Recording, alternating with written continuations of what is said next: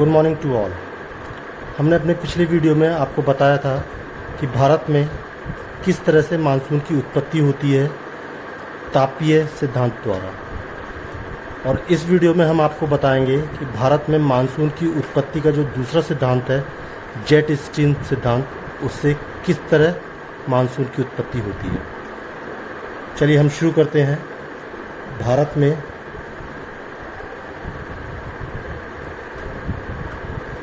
भारत में मानसून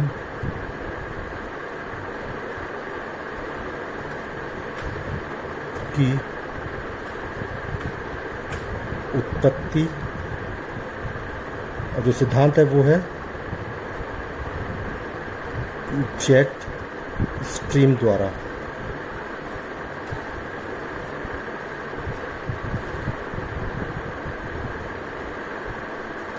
यहाँ पर आपके लिए कुछ चीज़ें जेट स्ट्रीम के बारे में मैं आपको पहले बता दूं। देखिए,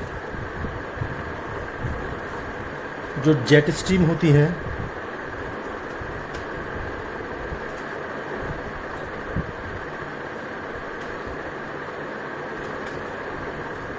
ये क्षोभ सीमा पर चलती हैं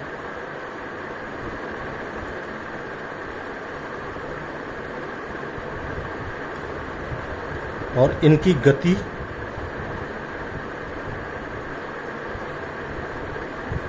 गर्मी में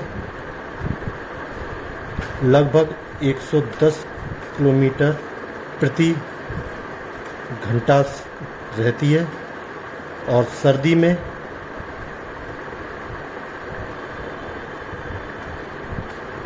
सर्दी में 180 किलोमीटर प्रति घंटा। जेट स्ट्रीम देखा गया है वो सीधी नहीं चलती हैं, अधिकतर घुमावदार चलती हैं।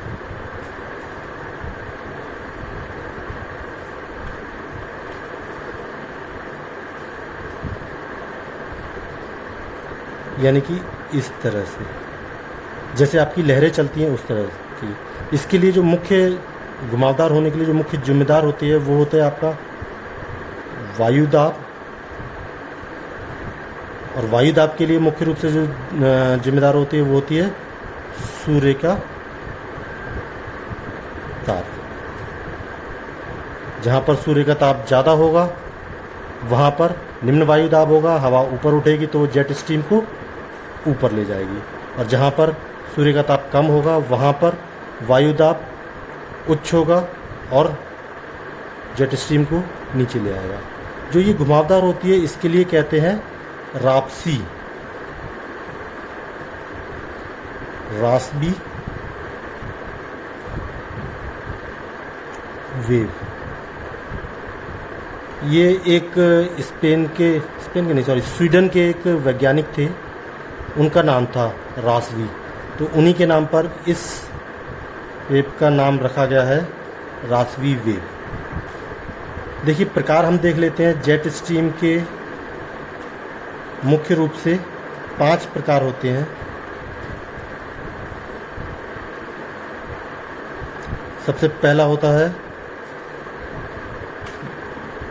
ध्रुवीय जेट स्ट्रीम, दूसरा होता है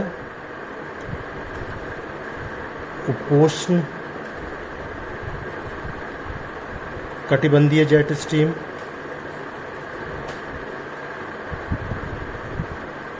तीसरा होता है उष्ण कटिबंधीय जेट स्ट्रीम, चौथा होता है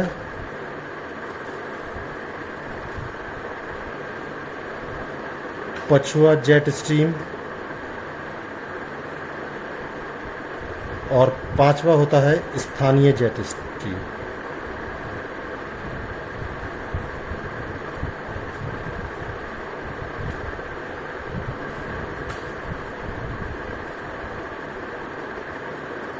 चलिए, ये सब आपके लिए हमने जेट स्ट्रीम के बारे में बता दी।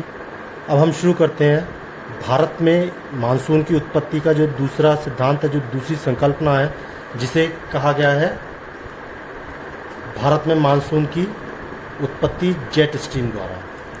अब देखिए होता क्या है, आपके भारत में एक जेट स्ट्रीम चलती है।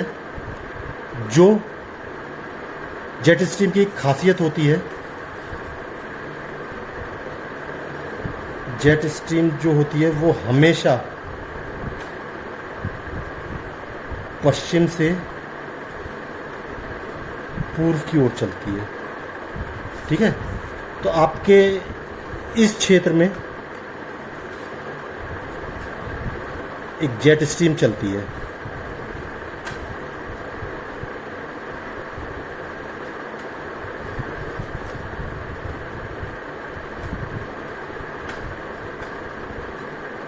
जिसे कहते हैं पछुआ जेट स्ट्रीम। अब क्या होता है, यहाँ पर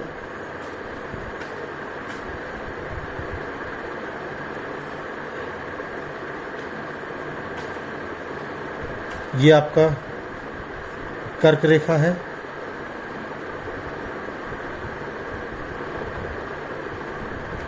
जब पछुआ जेट स्ट्रीम चलती है तो ये यहाँ पर एक जगह है, इस जगह पर ये है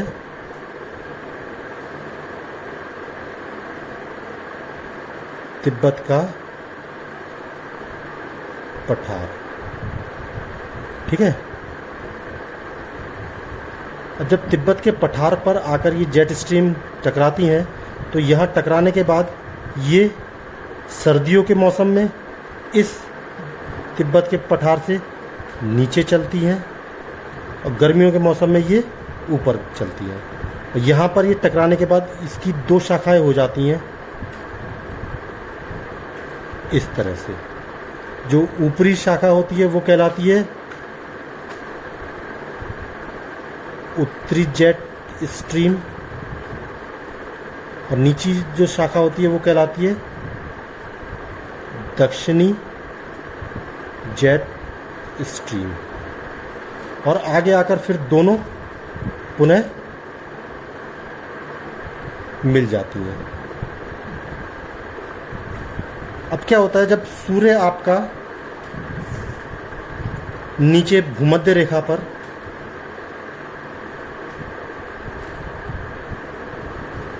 यानी कि 0 डिग्री अक्षांश पर चमकता है तब यहाँ पर ठंड रहती है और ये जेट स्ट्रीम ITCZ, ठीक है, के कारण नीचे खिसक आती है। उसके बाद ITCZ होता है inter tropical conversion zone, ITCZ। ठीक है, इसे हिंदी में कहते हैं अंतः उष्ण कटिबंधीय अभिसरण पेटी। तो जब ये जो पेटी होती है ये गर्मी में सूरज बिल्कुल भूमध्य रेखा पर सीधा चमकता है, तब यहाँ पर सीधा चमकता है तो यहाँ पर निम्न वायुदाब होता है, यहाँ पर उच्च वायुदाब होता है। उच्च वायुदाब होने से ये जो जेट स्ट्रीम होती है ये अपनी जगह से थोड़ा सा नीचे के लिए खिसक जाती है। उसके बाद जैसे जैसे सूर्य उत्तरायण होता है और सूर्य जब आपके कर्क रेखा पर सीधा चमकता है तब यहाँ पर गर्मी बढ़ जाती है और गर्मी बढ़ने से ये जो जेट स्ट्रीम होती है ITCZ भी ऊपर को सरक जाती है। जेट स्ट्रीम अपने ऊपर के लिए खिसक जाती है। जब ऊपर खिसकती है तो यहाँ पर एक तो आपका ये है थार का मरुस्थल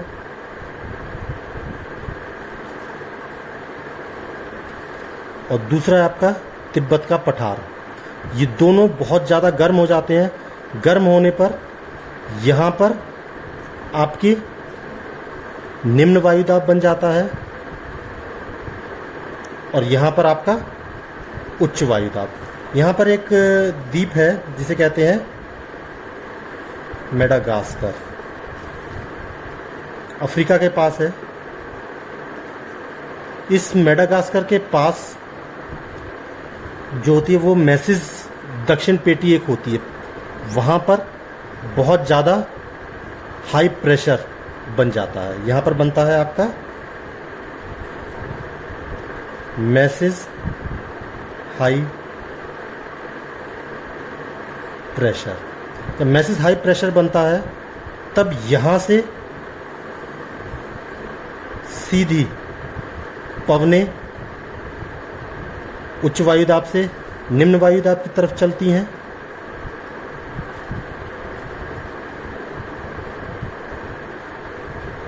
इस ओर, और यहाँ से सीधी पवनें नीचे की ओर चलती हैं इस मैसेज हाई प्रेशर की ओर। ये चलती हैं आपकी जब शीत ऋतु होती है तब, और ये चलती हैं जब आपकी ग्रीष्म ऋतु होती है तब। यानी कि जब यहाँ पर ठंड होती है तब ये नीचे की ओर चलती है, और जब गर्मी हो जाती है तब ये ऊपर चलना शुरू कर देती है। यहीं पर एक और जेट स्ट्रीम है, इधर से आती है, ये कहलाती है सोमाली जेट स्ट्रीम, जो कि अफ्रीका के नीचे दक्षिण में टकराती है। अफ्रीका के दक्षिण पे टकराने से पहले इसकी एक शाखा यहाँ पर इस मैसेज हाई प्रेशर से मिल जाती है और ये भारत के लिए चलती है। तो सोमाली जेट स्ट्रीम भी भारत में जो वर्षा होती है उसके लिए बहुत ज़्यादा जिम्मेदार होती है। उसके बाद क्या होता है, ये जब ऊपर आती है, सेम यहीं पर आपका, मैंने जैसे पहले बताया था, ये आपका पश्चिमी घाट है, ये आपका पूर्वी घाट है। यहाँ पर टकराने के बाद ये दो भागों में बढ़ जाती है और यहाँ तक ये पहुँचती है। ठीक है, यहाँ पर मेघालय का पठार है, जहाँ पर आपका गारो खासी जयंतिया पहाड़ियाँ हैं। यहीं पर आपका मासिन राम है, जो विश्व का सबसे ज़्यादा बारिश वाला क्षेत्र है। अब क्या होता है, जब ये पेटी ऊपर उठ जाती है, ऊपर उठने के बाद ये आगे जाकर यहाँ पर घुमावदार चलती है। घुमावदार चलने से आगे जाकर ये यहाँ पर घूम जाती है और ये एक चक्रवात का निर्माण कर लेती है। चक्रवात में ये इसकी एक शाखा तो तिब्बत के पठार के ऊपर से निकल जाती है, दूसरी शाखा नीचे आकर एक घुमावदार चक्रवात नहीं बल्कि प्रति चक्रवात बनाती है। ये बनाती है घुमावदार प्रति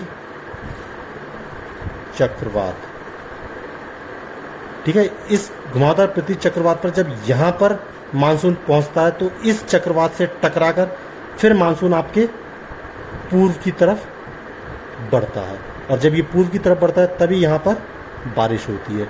अधिकतर देखा गया है कि जब भी आपके तिब्बत के पठार पर, आपके हिमालयन पर बहुत ज़्यादा बर्फ़ पड़ती है, तब भारत में मानसून, जब बर्फ़ ज़्यादा पड़ती है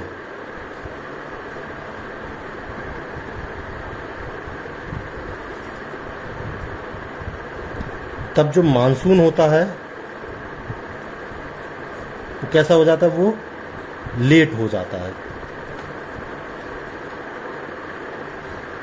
क्योंकि इस बर्फ़ को पिघलने में समय लगता है। जितना समय ज़्यादा लगेगा उतना ही यहाँ पर जो लो प्रेशर है वो देर से बनेगा, यानी कि निम्न वायुदाब देर से बनेगा, और जितनी बर्फ़ कम पड़ेगी वो बर्फ़ जल्दी पिघलेगी और यहाँ पर आपका लो प्रेशर उतनी ही जल्दी बन जाएगा। तो जिस साल बर्फ़ अधिक पड़ती है उस साल यहाँ पर मानसून काफ़ी लेट आता है भारत में, और जिस साल कम बर्फ़ पड़ती है उस साल मानसून जल्दी हो जाता है। जो जेट स्ट्रीम आती हैं, ये आती हैं आपके, जब चलती है तो बीच में आपका पड़ता है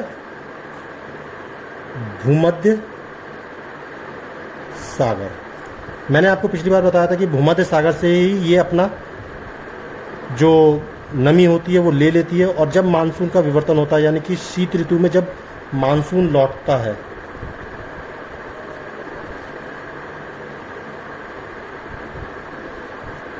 तब ये जेट स्ट्रीम थोड़ा सा नीचे को सरक जाती हैं लो प्रेशर की वजह से, और इस पूरे इलाके में बारिश करती है।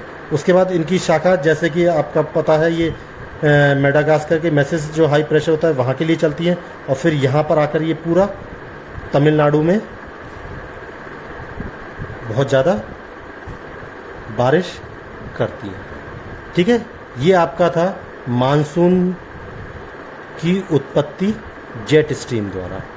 आई होप आपके लिए दोनों ही सिद्धांत, तापीय सिद्धांत और जेट स्ट्रीम सिद्धांत दोनों समझ में आ गए होंगे। Thank you all.